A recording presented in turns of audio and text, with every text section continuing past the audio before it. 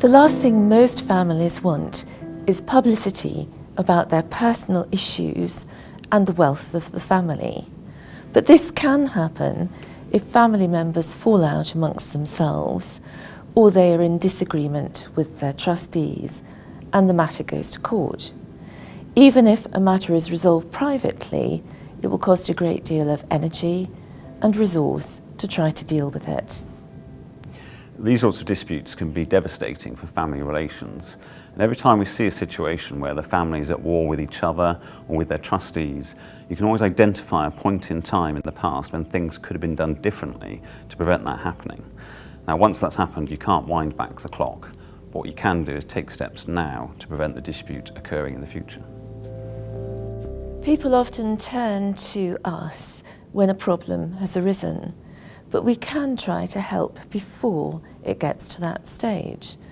So, for example, we can plan with the family for the wealth for the future, and we can look at existing structures, often created a considerable time ago and circumstances will have changed, to see if there are any fault lines or anticipate issues which could arise.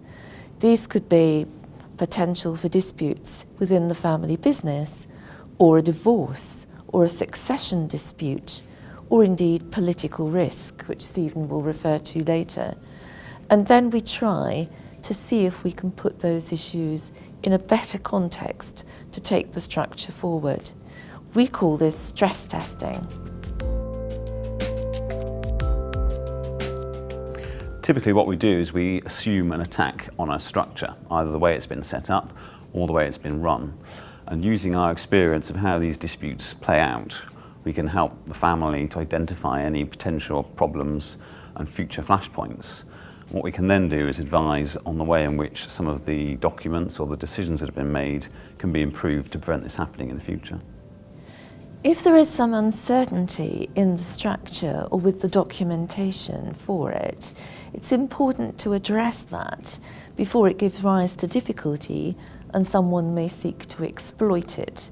That may mean that it is important to record and to utilise the collective memory of those involved with setting up the structure before it is too late.